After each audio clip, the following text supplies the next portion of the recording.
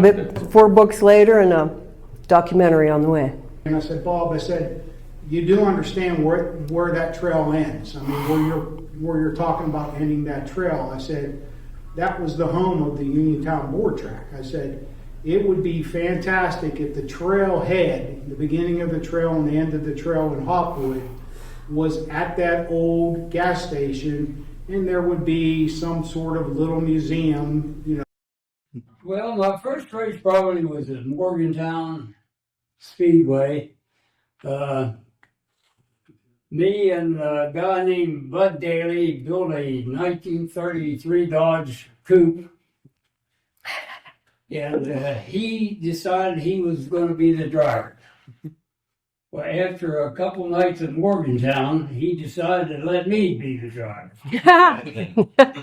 Smart move. Well, the first race I went out, was doing a good job, and I hooked wheels with somebody, and we got upside down, and the motor was over here, and the car was over there.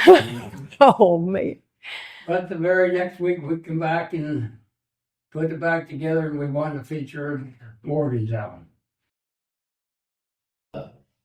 We had a pretty good sized build down at Dick's Auto Parts. And lo and behold, that night LJ won the race. And we won $1,000, and that was big money for us at that time. We took the check the next day down to Dick Holger and paid off our bill. And then from that point on, he just started doing a lot better. And it just shows you how you can have your ups and downs, and if it's good people backing you. And we had a lot of good people backed us, and we had a lot of fans. Sometimes they got booed pretty good, but That's hilarious. I started at Morgantown Speedway in 1975 and still doing it today with my grandson Michael. Yeah. Who just won the championship in his series. Took Yeah. me 49 years to get a championship. But you did it. This guy here, it's his fault. Ah. I got everything to blame on him. But no, it's been great. This is my 49th year of doing it, and I'm going to hope to make 50. I don't know if I can do it or not. You can do it.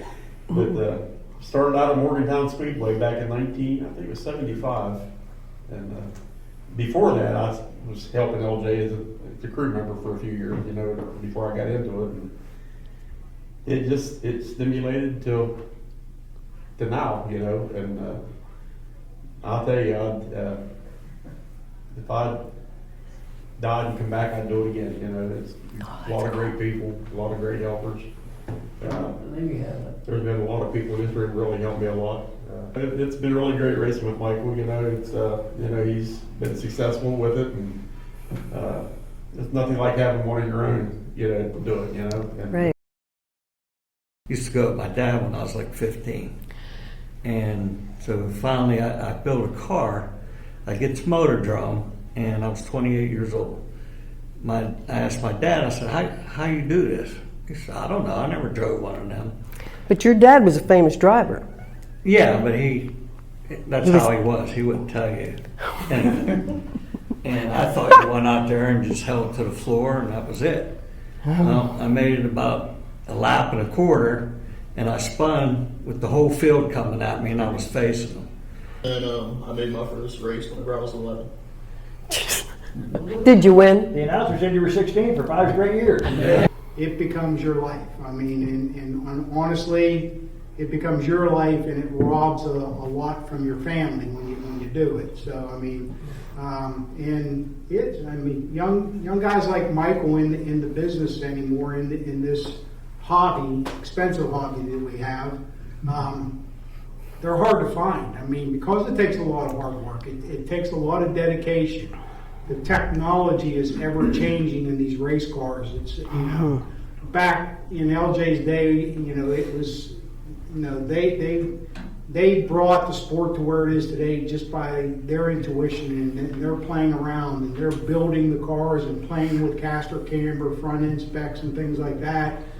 You know, that's all done for us now, but back in the day, you know, it wasn't. You know, I've heard the stories about you know, LJ and his crew chopping a carburetor in half and rewelding it together. That type of stuff doesn't happen these days, but that's what racing was back in the day and got us to where we are today. So, Right.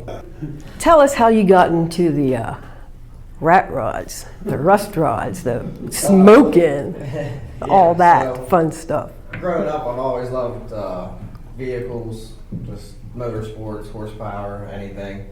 And always liked working on stuff. I've taken my own bicycles and tore them apart. And I don't think I ever did get them back together. But I always was up to a challenge of trying it. And I've always wanted a hot rod. Now I've always looked up to LJ. He's definitely a local legend. And just a huge honor to be able to be a part of this, and I like history and from Uniontown, so I think it's awesome to be able to get it out. But I was lucky to be involved with every one of these guys at this table at some point. I got to work on LJ's car when he drove for Dave Shaver, and that was a big, big deal for me. Because as a kid, I watched him win 200 or 300 features from the grandstand. When they didn't let kids in the pits. Now if you got diapers, you get in for $35. But back then you had to be 18. And you couldn't get in, and that was a big deal to me to work on his car, and this race is just a big thing. And this part of the world, it was really big. There were so many guys from this area, Uniontown, Fayette County, that won races, won a lot of races. This was a hot little spot back in the 50s, 60s, and 70s. It really was. People don't know that. Most of the guys are dead, or they're old like us. But it was a big deal back here. And Jimmy Bendishaw would love to be here. When I started researching for this first book, I never saw the guy so happy. His son, Jimmy, told me a story a long time ago. When he was a little boy and Jimmy would go to work, young Jimmy would be crying. His dad's leaving. So Jimmy would give him an oily rag to smell all day because he missed his dad. Really? Yes. So, in addition to this documentary, I have written a feature screenplay years back, and I have an agent trying to sell that to Hollywood, which keeps shutting down. But that oily rag I used throughout the entire story, clear to the last scene, the final scene, and because it was so touching to me. Did everybody here know Big Jim Bendishaw? I can guarantee he was your friend. He was the best part. He would go to bat for you under any circumstances. If he was your friend, he was your friend. I mean, Yep. we should look up to a guy like that. He told me one time that he was personally responsible for my success. And I think he's telling the truth. I skipped school one time and went down his house, and he said, help me put this motor in his tow truck. I am not kidding. It was about 20 below zero.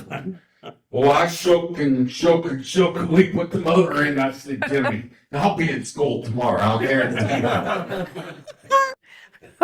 you. Before Uniontown Speedway, but it was closed, but before it fell apart, I got to go there with my dad one time, T.T. George's car, the 145, and Sam Schaefer, 95 car, and Bill Dahl was driving it.